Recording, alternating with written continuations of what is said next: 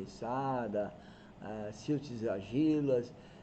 Da USPT eu tenho várias fórmulas que eu posso usar como preliminares aí, isso é de Bowles em 2001. Mais correlações aí, usando aquele equipamento que eu falei, o penetrômetro DLP, né, que é aquele que eu mostrei já há umas aulas atrás. E aqui então eu tenho o término aí da metade da aula 13, né? E vamos seguir, que ela está com bastante conteúdo. Bastante informação. Tipos de classificação de fundação. Então agora já mudamos um pouco o tema, vamos então classificar as fundações.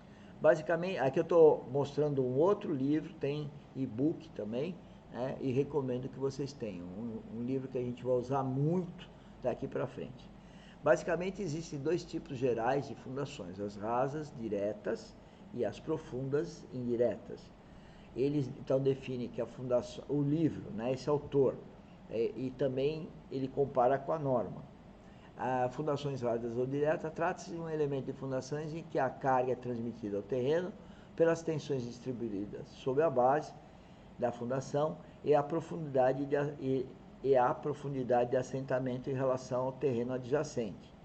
A fundação é inferior a 2 vezes menor a dimensão. Isso aqui é aquela história do bulbo de tensão, tá?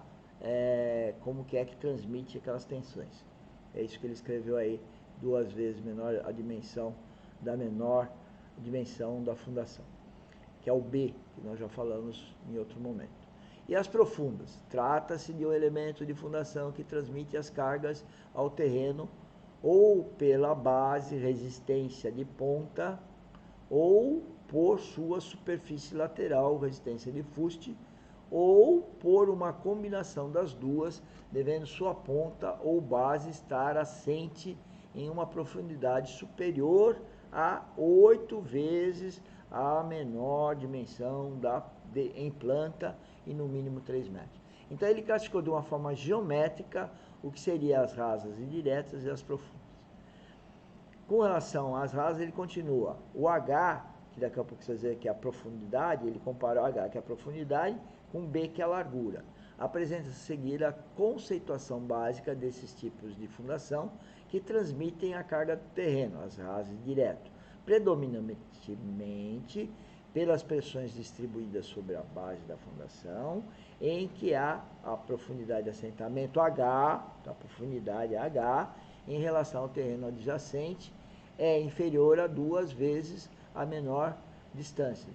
Acho que vai aparecer uma figurinha. O H tem que ser menor do que 2 vezes a largura, né? Essas fundações devem ser apoiadas em profundidade mínima de 1,5 m a partir do nível do terreno, a partir das superfícies do terreno, exceto quando apoiadas em material com características de rocha. Inclui nesse tipo de fundação as sapatas, os blocos, os radier, as sapatas associadas e as corridas. As sapatas de fundação. As sapatas são elementos de apoio construídos em concreto, podendo ser rígida e, nesse caso, necessitam somente de armadura mínima ou flexível. Então, torna-se necessário armá-las, especificamente para resistir às tensões de tração por causa da flexão. Esse tipo de elemento de fundação possui menor altura que os blocos de fundação. Vocês vão ver o desenho depois. Sua composição geométrica é formada pelas dimensões em planta e corte. A exemplo, apresenta-se o detalhamento